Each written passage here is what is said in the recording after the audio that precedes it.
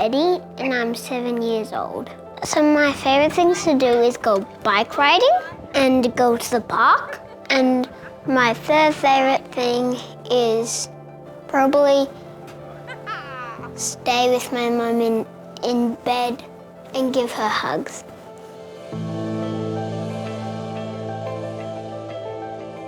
Yeah, so in 2010, I just woke up one morning with incredible pain in one of my eyes. Found out it was optic neuritis, and they explained that it was most likely multiple sclerosis.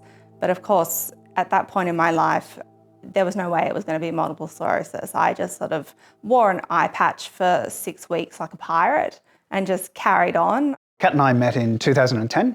Kat was a real force of nature when we met. I always say to people that Kat was on track to be CEO of a company, great people skills, very good business instincts, huge amounts of energy. A year later, in 2012, I was at the Snow. I kept on having to say to Paul, stop, I need to tighten my boots. They're not tight enough. I can't feel my boots. And by the time we got to the bottom, I realised that I'd almost cut the circulation off to my feet because I had my boots so tight. And that evening, I realised I couldn't feel my feet, and then I couldn't feel my lower half of my legs. And 24 hours later, it had come all the way up, and I couldn't feel anything below my underarms. I jumped on Dr. Google and I looked it up, and by the time I got to the doctor, I knew exactly what I had.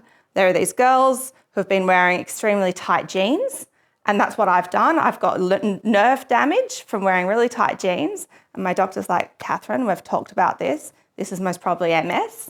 And I was like, they were really tight jeans. Over the years, we've learned we have to be a little bit careful and sort of think more carefully about what we can say yes to. There's a danger not only could she get very ill, but she could have a relapse. And the prospect of a relapse is always something that's a little bit scary. Once I got my head around the fact that it actually was MS, that was soul-destroying. I absolutely didn't know what to do. I was very lost. I just felt like things like this just don't happen to me, to people like me. I had no real understanding of what my life was going to look like because MS just looks so different on so many different people.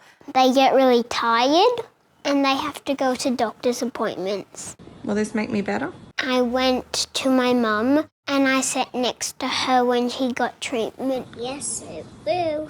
The main thing that Kat needs when she's not feeling well is rest. Lots and lots of rest. The day for the family tends to be sort of over at about, 7:30, 8 o'clock.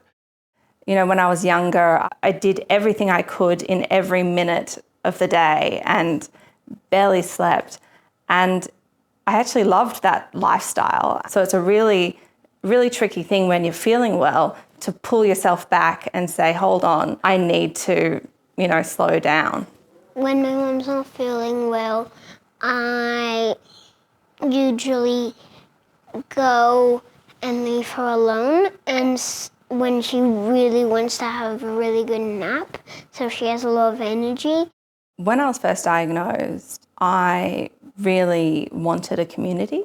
I wanted to know about other people with MS. I wanted to know about research. Was there going to be a cure? Being around the Trish Foundation is like finding a whole new family. Carol and Roy have really put together this fantastic community of people who are all so focused on that effort, trying to find a cure. It's fascinating to hear what they're working on, to really understand the disease more. When I was first diagnosed, there was probably only a handful of medications to choose from. Now there's over 20.